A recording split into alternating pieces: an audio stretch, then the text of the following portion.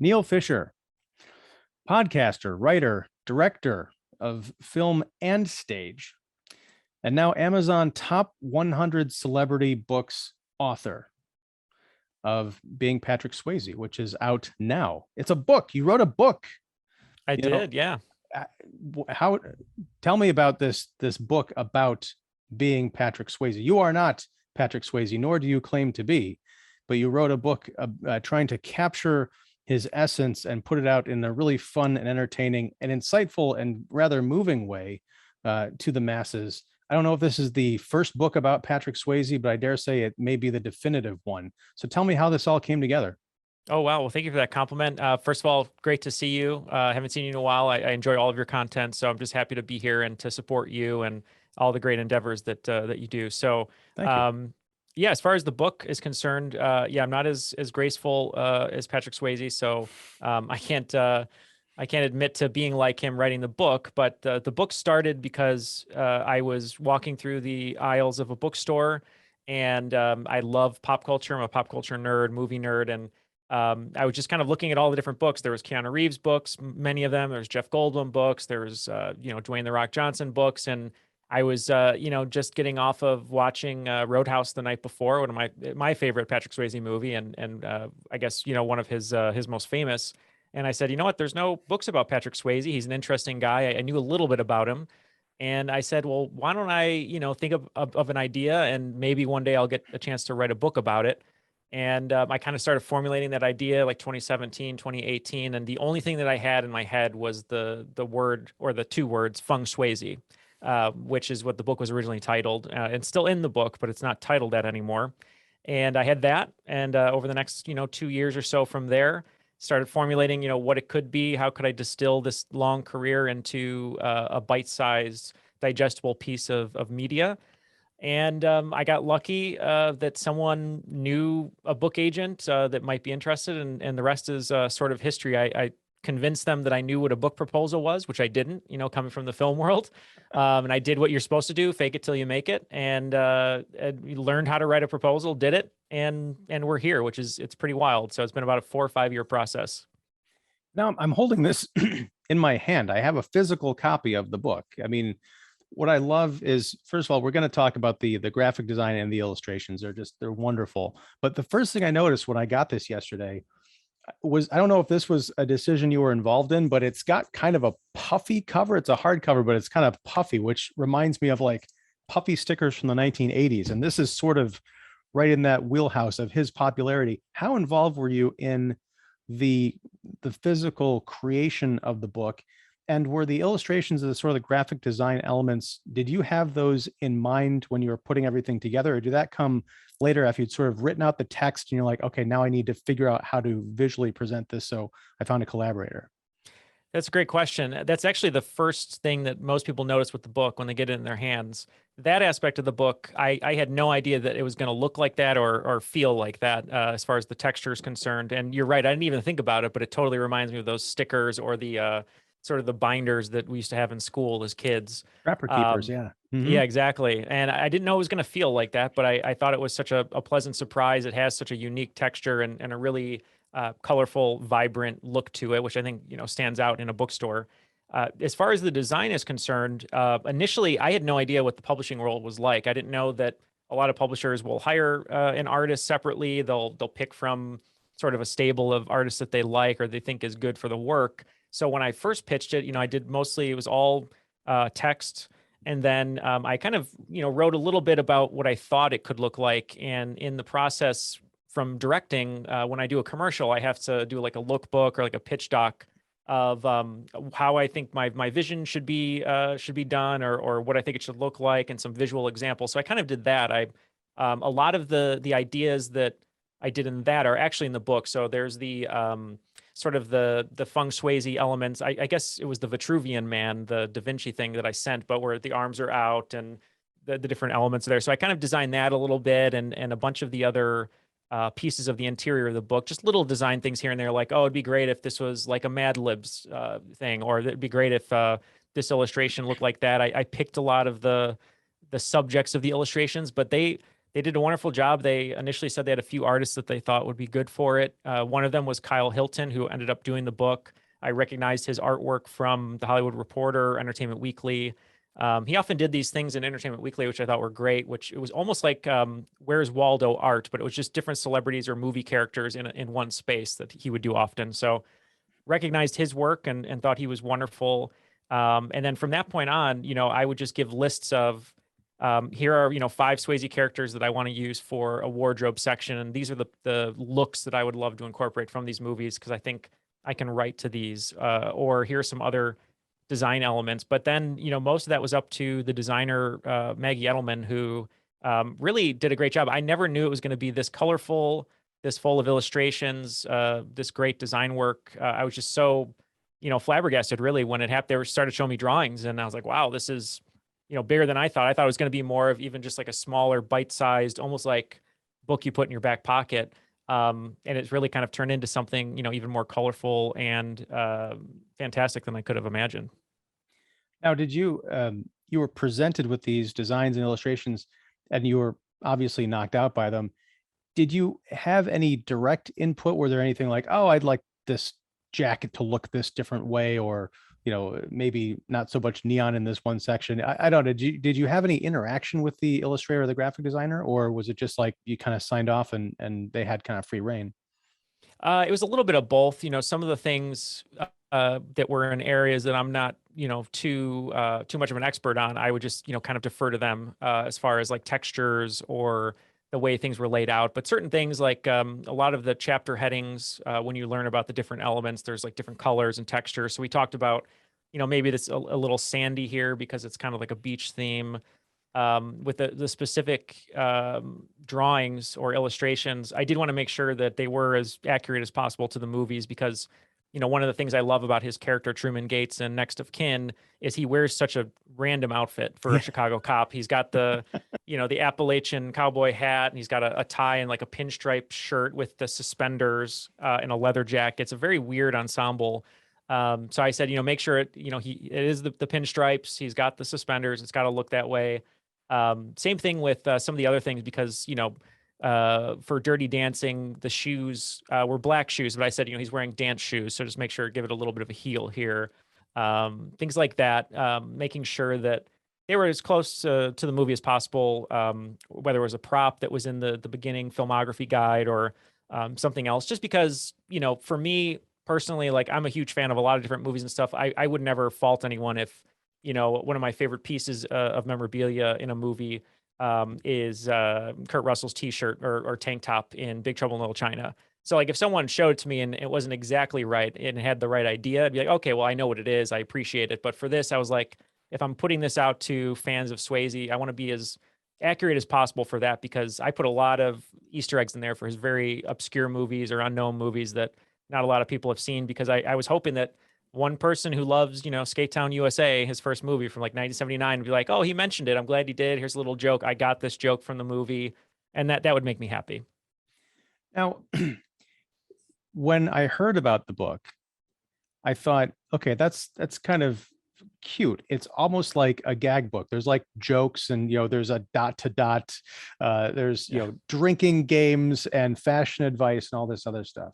But it's also a very loving kind of tender tribute from someone who comes across as a lifelong diehard fan who wants to preserve this guy's legacy. I mean, I've got a quote here that what made Swayze special was that he leaned into contradictory character profiles by inserting philosophical or spiritual subtext, and through those added principles evoked traits of successful cinematic counterparts in the East. Now that's something you see in like a dissertation. That's not, Yeah, right. Hey, 10 things you didn't know about Patrick Swayze's hair.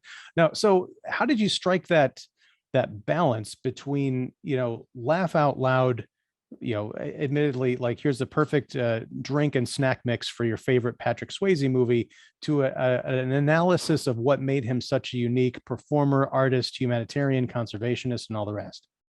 That's a great question, and that was the hardest thing to balance because initially it was even less gift book, less jokey. It was a little bit more on that more serious side, but still light and easily digestible. And so when putting the book together and sort of designing how it would be outlined, we changed a lot. So once it was approved, kind of had a meeting with the editor, Becca Hunt, who was great. And she said, what you have here is a lot. It's a lot to digest, but there is an autobiography from him and his wife at the time, Lisa Niemi Swayze, his widow. And there's also another biography, and that is one type of book. But we think, what would be best for this, and I agreed, was to create a book that not only diehard fans or fans of his would appreciate with all the references and facts about him that maybe they didn't even know, but a book that also sort of ushered in a new generation of readers who may be younger, who are looking at it first from the illustrations, from the jokes, from the games, and then from there can glean, wow, this is really interesting about this guy I didn't know much about. I'm going to check out these movies based on the different aspects of the book. And so that was the line to sort of straddle. I always kind of approach everything with a little bit of comedy. I always think that, having that sense of humor is a good way to kind of appeal to everyone and then stick in those more serious notes. But it was really important to me, though, that we had those little essays throughout the book to really talk about him, because he's a really fascinating guy. I mean, I learned so much during the research process that I didn't want to not put it in the book. And the hardest thing for me was I tend to overwrite. And there's a lot that's not in the book, a lot of different sections. I did a whole section about, what movies and characters I thought Swayze would have been great at if he wouldn't have passed away in 2009, what franchises I thought he would have been good in. So there's a lot of like inside baseball, what if sort of questions and whatnot put into the book. But I realized that in order for this to work, it's got to be, a breezy read with some context in there. But like you said, I tried to stick in those little almost dissertation like film student things in there, because I want people who are film majors or people who love film and that kind of thing to have something substantial when they're reading it, but then also be like, well, I'm going to fill in this connect the dot artwork too, because it'll make me happy. So now, as far as that, the stuff that didn't make it into the book, do you have a plan for that? Is it going to go on your website or just live in your head, or is there going to be a sequel? Because if you don't mind sharing at least one example, I'd be fascinated to know where, especially because everything's a cinematic universe now. What Yep. franchise do you think Swayze would have been perfect for had he managed to, live into the Marvel era proper? I would love actually to write that up. I mean, it's written, but I guess got to figure out where to post it. So maybe I will post on my website, but I'll just give you a few examples, because it's one of those things that you always think about with someone who's gone too soon. If X-Men, was around, I actually didn't include this one in the book, but I was thinking about it the other day. If X-Men and he was around 2000 when they did it, he would have been a good Gambit. He had the Southern drawl. He had the dancer's body. He could have done a lot of the acrobatics there. But in the book, I include what I thought would have been great reunion. So him as a villain in the John Wick franchise to sort of repeat his, his mano a mano, role with Keanu Reeves in Point Break. I thought that would have been great. I actually detail of how I think it should have been written. Like, I won't give that away about like what the character and who he is and what he does. I would have loved to have seen him in a Fast and the Furious movie as someone who is out in the country, and when Dom and everyone have all their Mustangs and stuff, their cars break down. And I wrote in there that it'd be so great for Vin Diesel for all the cars to be destroyed, and they're by this ranch. And he's like, oh, I have a friend who lives here. And someone said, well, what about our Mustangs? They're all broken. He'd be like, well, he has some too, but then they get on horseback, and then it's like a Western, which I thought would have been hilarious to see Vin Diesel on a horse. With This is Patrick some Swayze. real horsepower. Exactly. Yep. You got it. So that one. And then the other one I thought would have been really fun is in Magic Mike, Steven Soderbergh's movie, the character of Matthew McConaughey is called Dallas. And Swayze's famously from Houston. And I thought it would have been really cool to have a rival teacher who's a dance teacher named Houston, who's trying to start his own business and go up against him and Channing Tatum. So, yeah. Damn it. I almost wish I hadn't asked that question, because now I just want to hop into Doctor Strange's Multiverse of Madness and visit those realities, because that sounds amazing. I thought it'd be a lot of fun. Yeah. And that's, it's something that I grew up watching Patrick Swayze movies, but I never really thought of him in the way that I'm thinking about him now after having read your book, which is considering just how many iconic films he was in, just how much of an iconic leading man he was. And I guess he's someone who it's hard for me to kind of define what a Patrick Swayze role is. Tom Cruise is always playing Tom Cruise. Patrick Swayze is, he's taking risks. He's showing up in many different kinds of parts, and a lot of times acting against type, especially early on. I mean, famously, was it he was almost didn't he almost lose out to Dirty Dancing, or lose out Yep. on Dirty Dancing because was it the director had seen a screening of what was the movie that they walked out of and he's like, Never," like over my dead Oh, body. yes. So that was Jerry Zucker, director of Ghosts, Ghost, and right? Okay. they had seen Roadhouse the day or two before, and he told the writer Bruce Joel Rubin, over my dead body, that there's no way this tough guy can play Sam Wheat, a sentimental type. Which is really ironic because Jerry Zucker came to prominence as one of the creative forces behind Airplane. So why the hell did anyone think he could direct this supernatural drama? Exactly. I'm wondering if it was sort of, a representation of his own insecurities, maybe, or something. Because, yeah, how did he get that gig directing, a romantic drama after, playing around with Leslie Nielsen and the bunch? So, Maybe he thought, I've already got one strike against me. I don't need two. But yeah, right. but fortunately, I mean, I didn't realize this. Again, lots of facts jumping out of the book, but Ghost was the highest grossing movie of 1990, being out. Like, I thought for sure it was Home Alone, but I remember, yeah, of course, Ghost. So tell me about admiring or following Patrick Swayze when you were coming up. What stayed with you to the point where when you're going through a bookstore, you even think, there's a lot of biographies of people that haven't been written yet. I'm going to do one about Patrick Swayze. That's a great question. I think it was a lot to do with sort of his influence, on my early life, which I didn't really realize until thinking about doing the book and having gone back and kind of researching my own upbringing. But, I started following him when my aunt would let me watch Youngblood all the time on VHS when she would babysit me. And I remember not being a particularly huge fan of hockey, but his performance, I remember, was really raw. He was a supporting character, and to see a character have, one single dream, which was to make it to the NHL, and then getting really, really hurt and almost dying, kind of getting that dream taken away. I remember being really struck by his performance at a very young age, but it really wasn't until I was in school and a girl that I liked, signed all her notes to Wong Fu, and I didn't know what it meant. And I watched this movie and I was like, okay, so this hockey player playing a tough guy, funny guy, now he's a drag queen. That's really, really cool range. And I was like, wait a minute, I remember him from The Outsiders when we watched it in school after reading the book. And so from there, his sort of versatility of playing all these different roles and not being ashamed of any of them. I think I talk in the book about how he even got his own makeup team to dress him up like a woman to prove to the director, hey, I might have muscles, but I can do this role. And that really affected me a lot because I was an athlete when I was growing up, and then transitioned to the arts pretty much full time. So that kind of stuck with me. Also, just speaking of Roadhouse, watching that movie a ton. At first, it was, hey, this is one of those movies so bad it's good that is always on TV that you want to watch.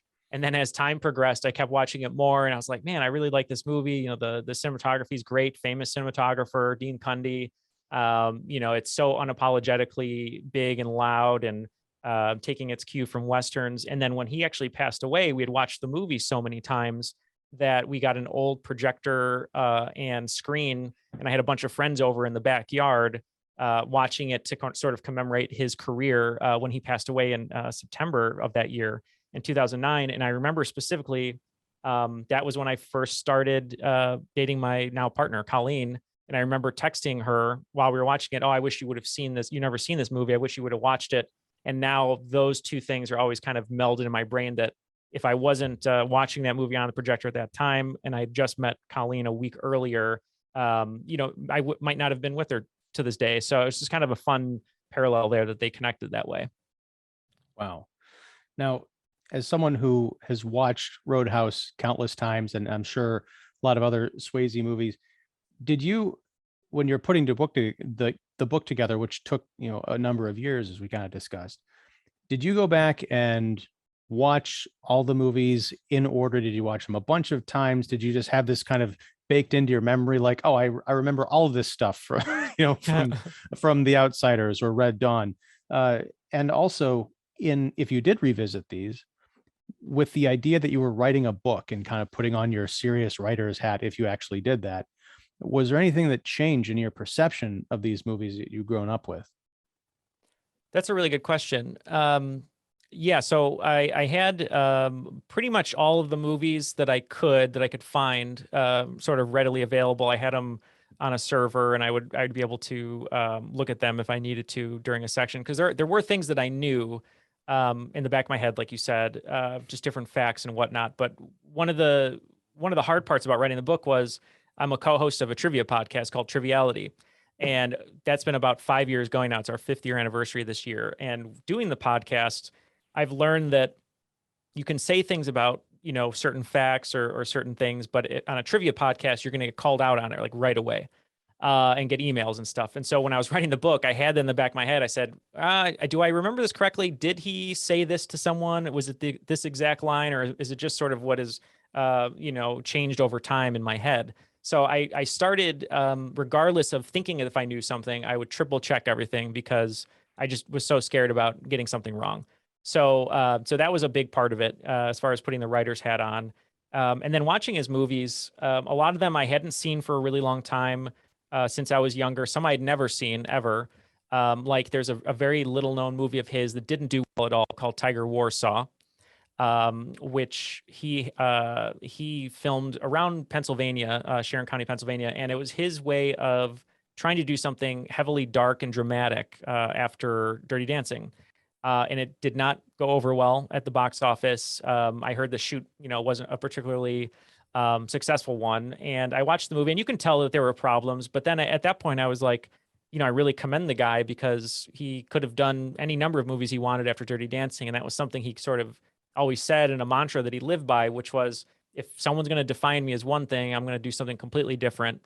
And so right after Dirty Dancing, he traveled to the desert with his wife, Lisa. They did a Vestron video movie called Steel Dawn, which I hadn't seen before. And I love Vestron video movies. I own, Waxwork and The Gate, and I love sort of those 80s schlock movies, the VHS favorites. And so he did Steel Dawn, which I hadn't seen. And then he did Tiger Warsaw. And I just thought, really cool that he's at least taking risks. He talks a couple times over his career that he was given contracts to sort of be the next teen idol. He could have done 5 movies with a ton of money, with the money truck backing up on his front step, and he didn't. And he just wanted to sort of differentiate himself. So I learned that a lot doing the research. And as far as the writer's hat's concerned, the funny thing about it is the editor told me repeatedly, every time I'd hand in a draft, it would be less references, because I think in movie references. So I would say, Patrick met with so-and-so at this hotel where this happened, or it was like this scene in this movie that probably no one has seen but me. And so she rightly was like, hey, there's a lot of references in here. And, while they're funny or humorous, you have to remember this book is for a broad audience, and you don't want to alienate anyone by throwing in sort of your movie fandom, which is great. It's in there. You can tell it's in there. I'm sure you could too, but just sort of, I needed an editor to sort of, cage me into the right amount, so that way I wouldn't overdo it. I want to go back to the trivia bit, or I guess like the kind of the fact checking. Yeah. Is there an apparatus with the publisher, like when you turn in your final draft or what you think is your final draft, do they have to go and, does legal or fact check or whoever have to go through and verify all that stuff? Or do they rely on you to make sure that like the movie Swayze facts are, on point? They just have to go and make sure you're not libeling someone. A little bit. Yeah. A little bit of both. Like a lot of the Swayze stuff was sort of deferred to me. It made sure that I triple checked it, but yeah, they have a copy editor go through it. And it was funny, I get a document after they go through it, and it's like, here's every famous person that you mentioned or movie or whatever. And it was a huge list. And I was like, wow, I didn't realize I had that many references. And I remember going through it and making sure, even at that point, that I spelled everyone's name right. I got the movie titles right, or the movie years, which is also another thing. I wanted to make sure that all of that was correct. So yeah, someone did go through it, and it was very enlightening to see how many references there were, because by the time I saw that list, I'd already cut out a ton. And I was like, wow, okay, maybe they were right. Maybe too many references. Um, at a certain point, I mean, there's, like I mentioned, there's kind of like fashion advice, and there's like relationship quizzes about like what kind of Patrick Swayze character, should you end up with, or would you end up with. Um, was there any, did you put all of this advice and like the drinking games and stuff to the test? Did you make up all those recipes and things? Did you make sure it's 100% Swayze accurate? That's a great question. So these are all great questions, by the way. This is really cool. Thank you. So for the quiz, what's fun about that, kind of find your Swayze soulmate, is if you're a fan of the movie, I mean, every single line, I could have just made a generic joke, but all of them are accurate to the movie. So anything it says like, how would your date pick you up? And one of them's, travel by foot, which is Nomad from Steel Dawn, or horse and carriage, which is Ori Main from North and South. So everything is very, very accurate. I wanted people who knew those movies to kind of have a wink and a laugh, being like, oh, okay, I know where this is going. This is definitely Ori from North and South. As far as some of the other stuff, I tried to be as accurate as possible. And the games were a lot of fun. The Mad Lib I thought was a great experiment in what kind of movie Swayze could have been in. That was a lot of fun too. And what was the second part of your question on top of that? Essentially, I think if I remember my own rambling question, it was like, did you try all of this stuff out? Like, Oh, right. there is like the accompaniment of like, this is the perfect snack and drink to have while watching like Roadhouse or Steel Dawn. Yeah, that's right. So with Roadhouse, since I've seen that movie a million times, one of my birthdays, and I can't even remember which one it was, maybe like 2012 or something like that. I had some friends over and we played a Roadhouse drinking game just from memory of what I thought would be good for that. And I couldn't find the picture or the recipes or anything from that. So I had to do it from scratch. And a friend of mine, who Phil Patakis, he loves Roadhouse as well. And I remember I said, hey, why don't we just watch it? And I'm going to mark down some things. If anything jumps out at you, let me know. And we kind of picked a bunch of these parts. And as far as the recipes were concerned, I haven't really had a drink in 6 years or so, just because I've really bad chronic migraines. And so right around when I was 25, anytime I had like half a beer or even a glass of wine, I'd be like out for the next day, like completely. So stopped kind of, drinking alcohol, but I was thinking about it and I was like, well, what would be the best drinks for Roadhouse? And I kind of tested the waters with a few people. I was like, would you drink this? Would you have this shot? And most everyone was like, yeah, I would do that. Enough though, where a friend of mine texted me after reading the book and said, man, I got to try this drink menu and this drinking game. And so now I'm going to hopefully partake in it. Probably not with alcohol. Maybe I'll just do cold brew without the liquor in it. But I tried to make it what I thought, Dalton's character would drink. He only drinks black coffee in the movie, doesn't eat anything. So I was like, okay, well, that makes sense for cold brew for him with maybe a little bit of whiskey. And then some of the other things I just tried to make references from the movies. But I think it'll be fun. I hope people play the drinking game. As I put in the book, there are some things that you should probably cut out if you don't want to get too drunk, because there's a lot of references in there in that game, and it can get pretty dicey pretty quick.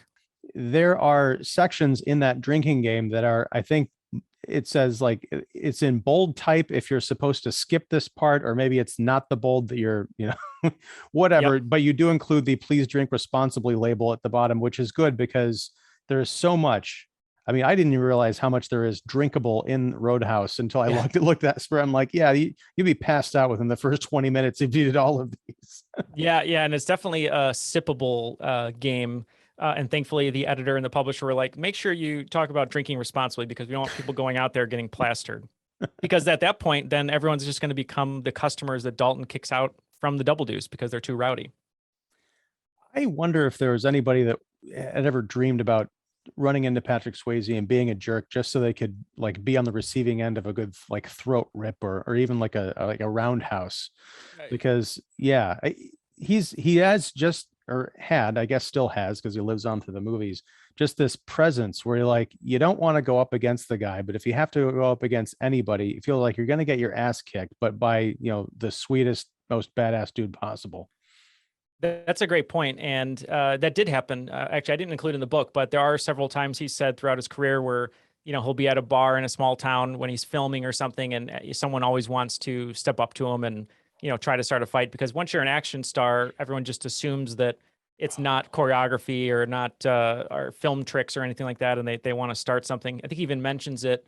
That movie I said, Tiger Warsaw, when he was in Pennsylvania, he was in sort of a small town bar, and guys would come up to him all the time and say, "Hey, you want to go, Swayze? You think you're, better than me?" That kind of thing. So it has happened before.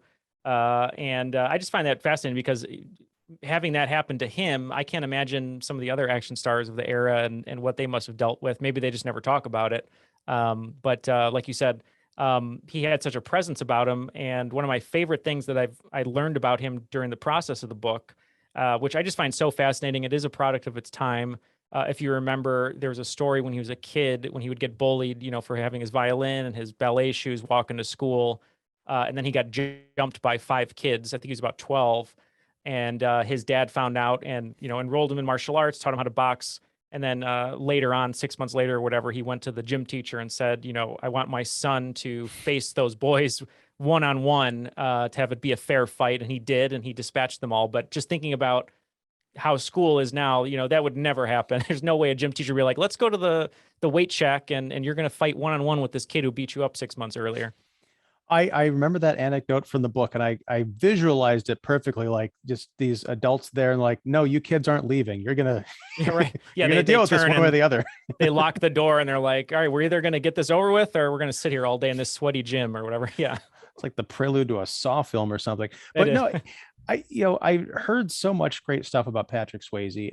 Have you, and I don't want to turn this into like something negative, but have you ever heard a bad story about him? Because we're so engrossed in celebrity culture, and with things like the Johnny Depp and Amber Heard trial, you're finding out the perfect Hollywood couple that everyone loves, 10 years ago. There's like monstrous stuff happening behind the scenes. But was he really that kind of nice, searching, talented kind of guy that we would like to believe he was, from what He you know of was. him? Yeah, from what I know, I can't obviously speak to things behind the scenes, but from everything that I researched, he really was that nice guy. And obviously, none of us are perfect.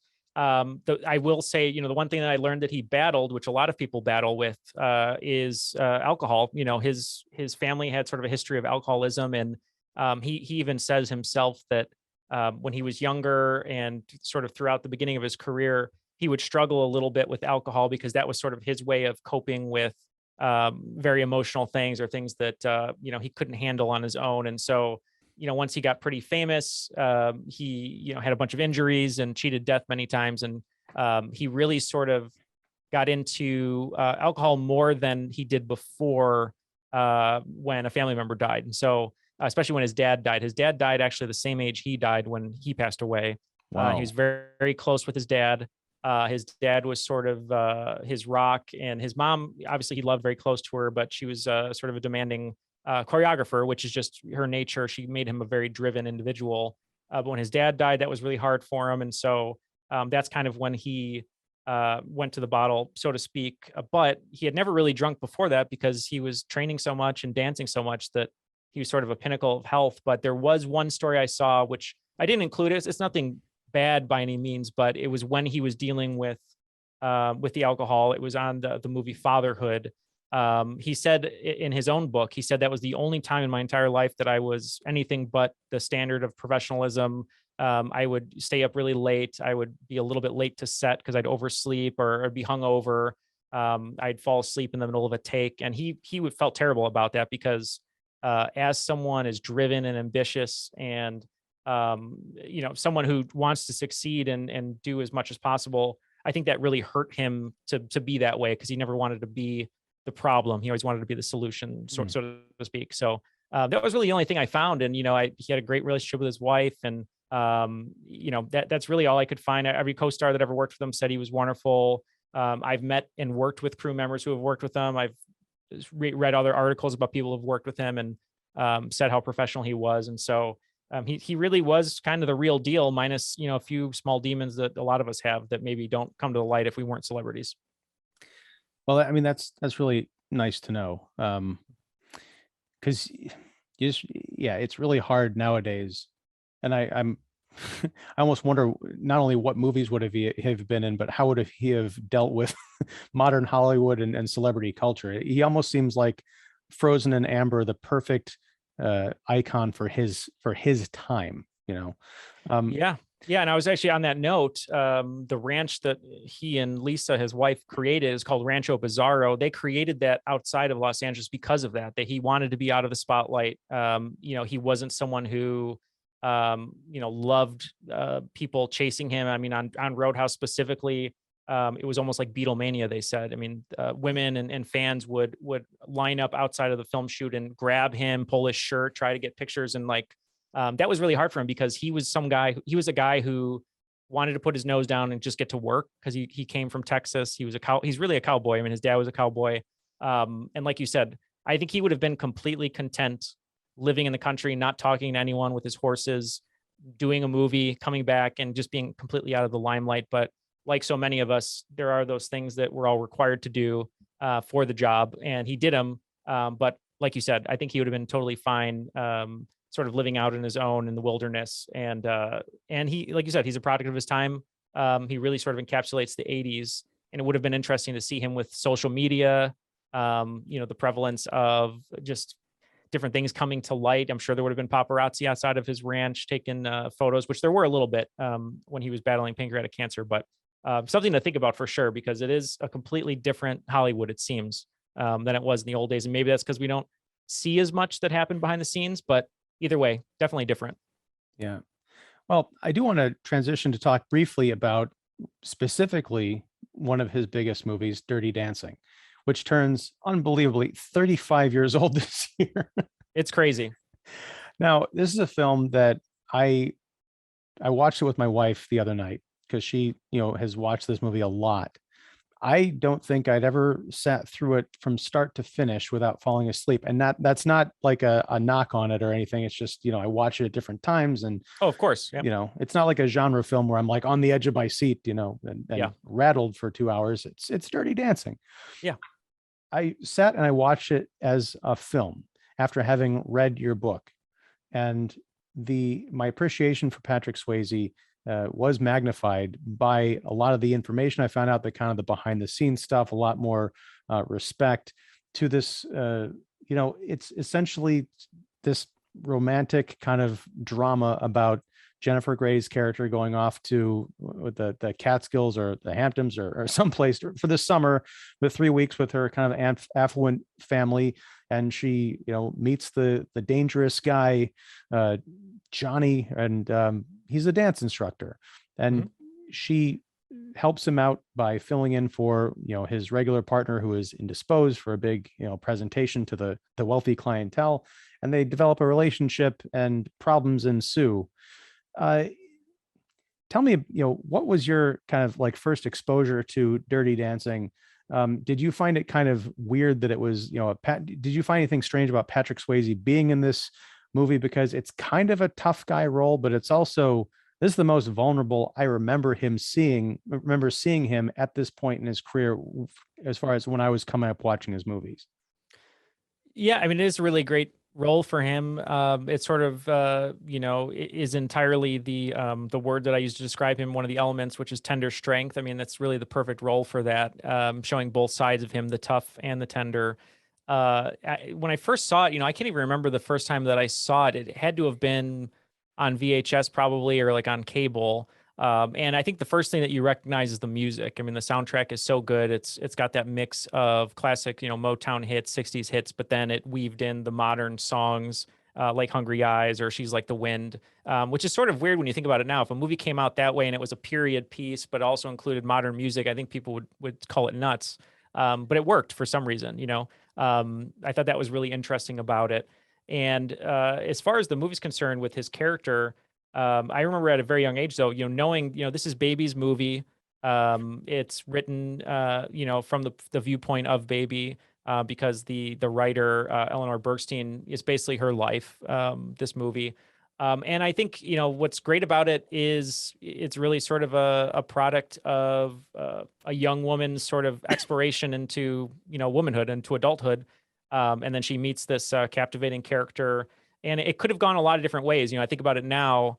I think casting that movie now would have been scrutinized. I think, it would have been very tough to sell people on sort of the storyline. And it was, not only was it a different time, it took place in the 60s, but I thought it was good that it sort of talked about those issues and the fact that, a young woman's going off to college and she has this relationship with an older guy.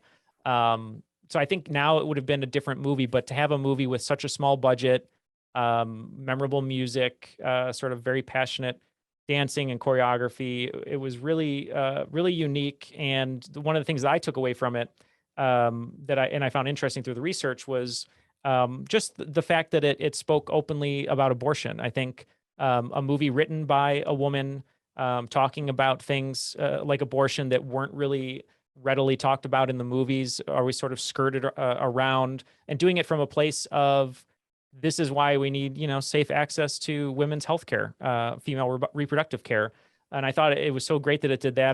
There was the company Clearasil actually was going to be a sponsor for the movie. I don't think I put this in the book, but Clearasil was going to be a sponsor for the movie because it was so low budget. And they said, we're not going to give you money and sponsor this movie unless you completely cut out the abortion storyline.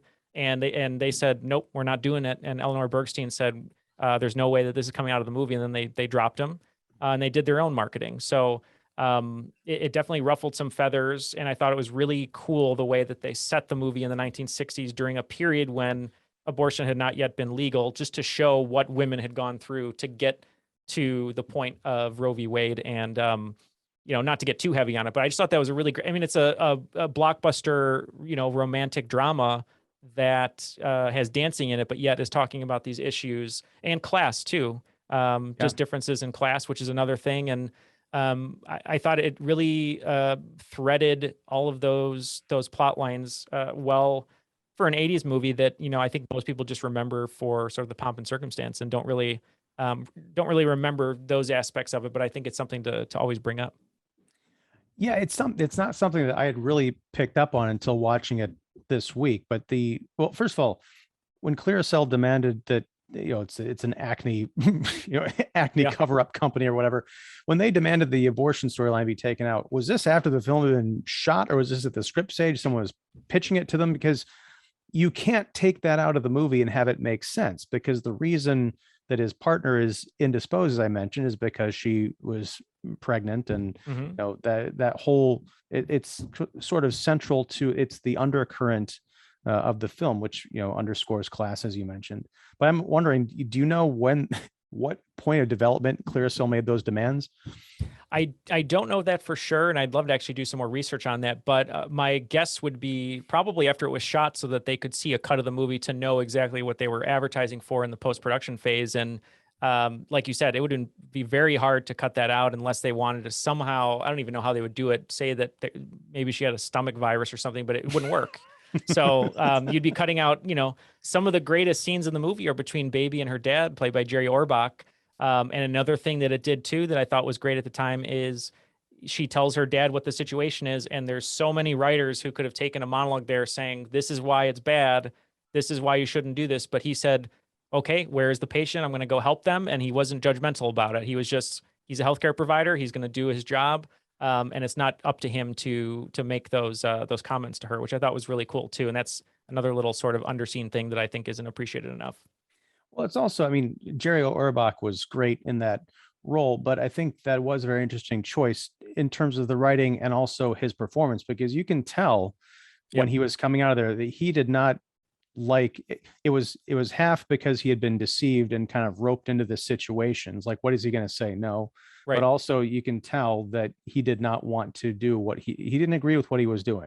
Yeah. He knew how to take care of the situation, but he was not thrilled. The other thing I liked is the subtlety. I don't remember the jerk little guy who was trying to make a thing with Jennifer Grey, who was like the being groomed to be the owner of the resort. But the guy I'm talking about. Yes. He, there's, I think someone wanted to make a dig about him being like a young Republican or something, but instead of coming out and saying like, oh, you probably would support Nixon or somebody. Well, it's 1960, but it's very subtle. He hands her a copy of Ayn Rand's The Fountainhead. And he said, I've been reading this. I think you'd really like it. Yeah, Like, right. I'm like, that's perfect. Because if you know what that represents, you know what it represents. And if you don't, it's just like, well, he gave her a book that she doesn't care about. Who cares? He's Yeah, still and lame. I thought that was like a fun moment too, because knowing that Eleanor Bernstein wrote it, coming from the female perspective, I just know from knowing many women and even my own partner Colleen that men love telling women, you know, this is what you should read or this is what you should do, mansplaining and whatnot. And it was really just a very quick moment, like you said, but it really encapsulates a lot of the stuff that men do that really piss off women. It's like, read this book because you'll learn something. Not, you know, who knows what she reads already, you know? So and funny about that too, I think the character's name is Neal Kellerman, but he spells it with an I, so that's why he's a jerk, not an A like me, probably. So no disrespect to anyone with an I, because Neil Armstrong had an I, so I can't really fault him. So He had two. That's how I could see in space. yeah, right. No, sorry. But yeah, this movie, it had I learned this from your book. It was $5 million budget, $214 million box office success that nobody saw coming. We there was doubts about the title. I can't remember what was do you remember what the alternate title was that they wanted to use besides Dirty Dancing? Because I thought it might not sell. Yeah, the other title they were thinking of was I Was a Teenage Mambo Queen, because the writer was a teenage mambo queen when she was younger. I almost guarantee that if this same movie had been released under that title, no one would remember what it was. I agree. Yeah, yeah, it would have been one of those trailers, of the Grindhouse movies that are now on a little DVD of collection of Grindhouse trailers, because that's what it sounds like. And Swayze didn't like the title of the movie. He thought it was kind of childish. Same way he didn't like "Nobody Puts Baby in a Corner," the most famous line from the movie. But once again, someone who's sort of a stand-up guy, as I put in the book, he admitted when he was wrong. He saw the screening, everyone loved it.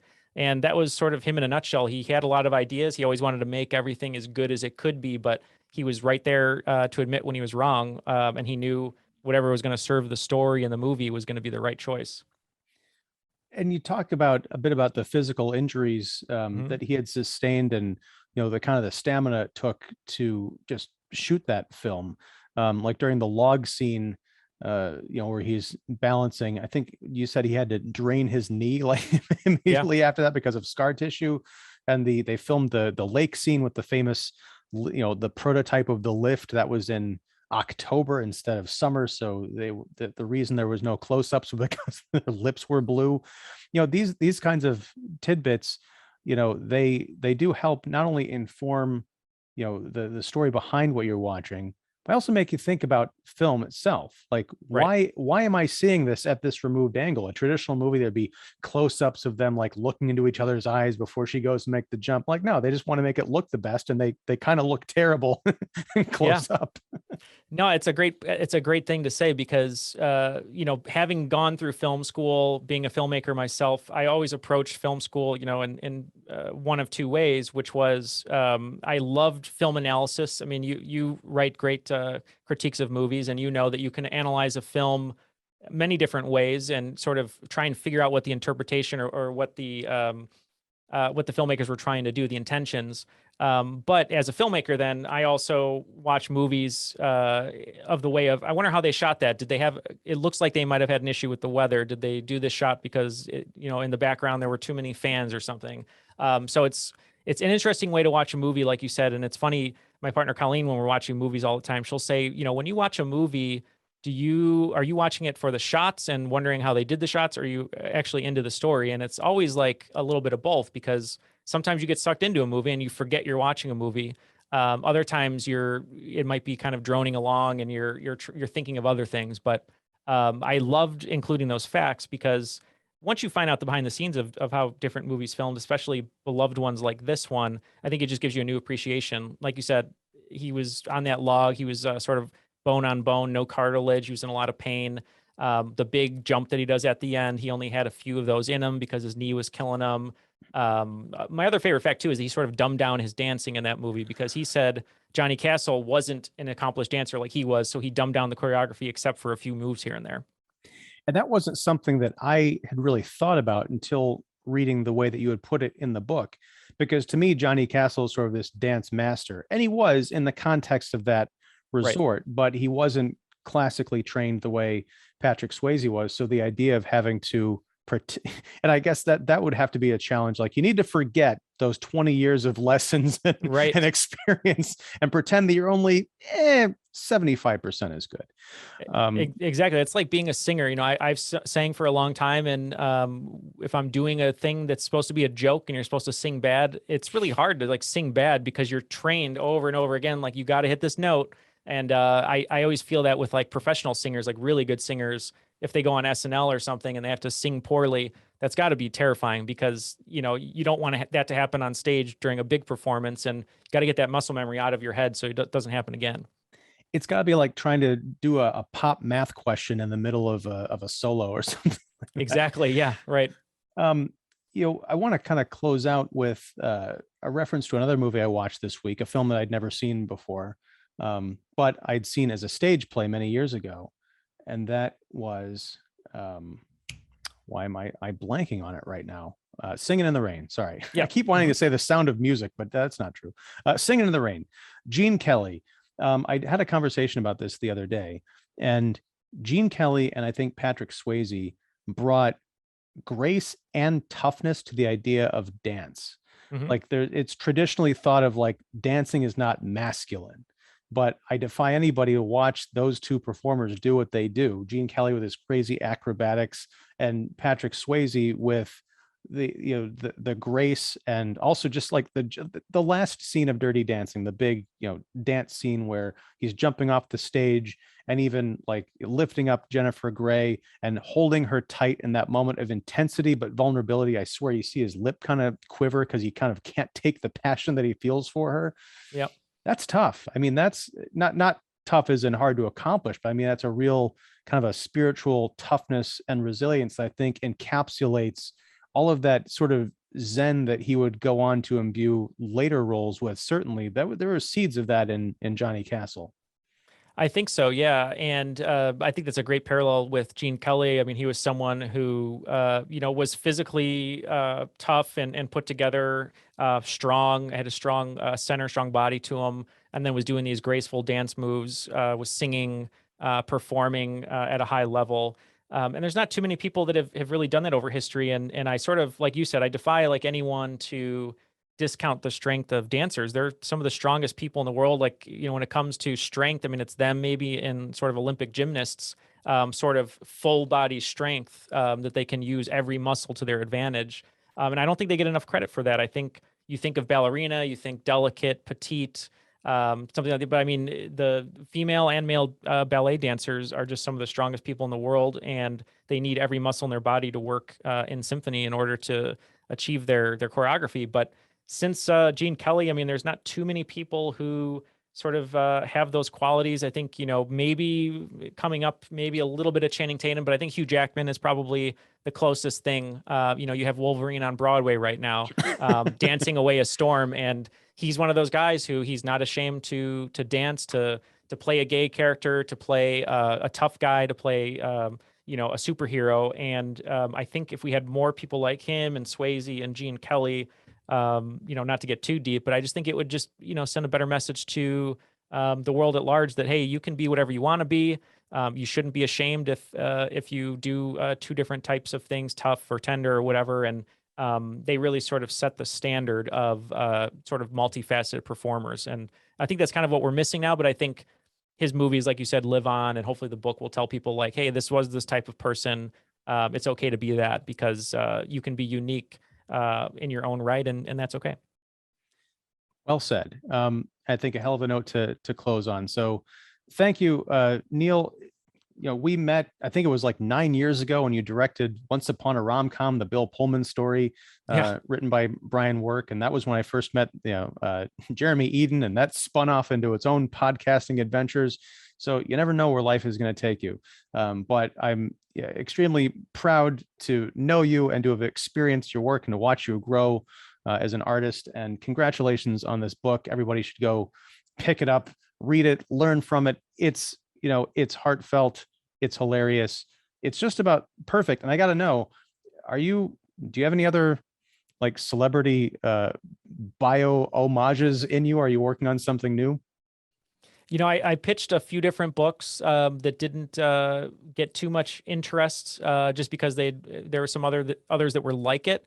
There is one celebrity that I was approached by that I did some work on that is looking very good, depending if the celebrity who's still alive, gets the joke and appreciates the joke. So I can't say who it is yet, but I will say it's just someone who we respect for the fact that he always seems to look younger than he probably is, but that's all I can really say. But someone that I'm a big fan of. But yeah, I'm just working on that and constantly coming up with ideas to stay creative. And it was such a pleasure hanging out with you today. And I thank, Brian Work and all those folks in the Edens for, kind of getting us together back then, because I've been a fan of yours for the same amount of time. And yeah, it's just an honor to answer some questions, just to hang out with you, because you're always a fun time. Well, thank you. And, when I think things are a little bit more back to the new normal, we should actually get to hang out, hopefully, and do something in person together, like the good old days. I know But that would be a lot of fun. I look forward to that. all right, man. Well, thank you very much. Where can folks find all your stuff? We mentioned, I think, nealefischer.com, right? Yes. Yep. It's NealEFischer. So first name and last name are kind of a different spelling of it. But yeah, you can find pretty much everything there. You can see some of my film work and commercial work. I'm a host of Triviality. It's a weekly pub trivia style game show podcast. Comes out every Tuesday. So you can, just go to trivialitypodcast.com or go to any of your pod catching apps, Spotify, things like that, and look up Triviality. And then if you want to say hello on social media, I'm just at Neal E. Fischer, same spelling, Twitter and Instagram. And you can say hi, or if you want to talk about Swayze, I'm more than happy to talk to you about that. So. Awesome. I'll have links to all your stuff down below, everybody. So yeah, definitely check that out. Neal, thanks so much for coming on and hanging out. Best of luck with the book. And whenever you're ready to announce something with the next book, I got to know who it is, and I'm very excited. So thanks and congratulations. Thank you so much. All right. Take care, man.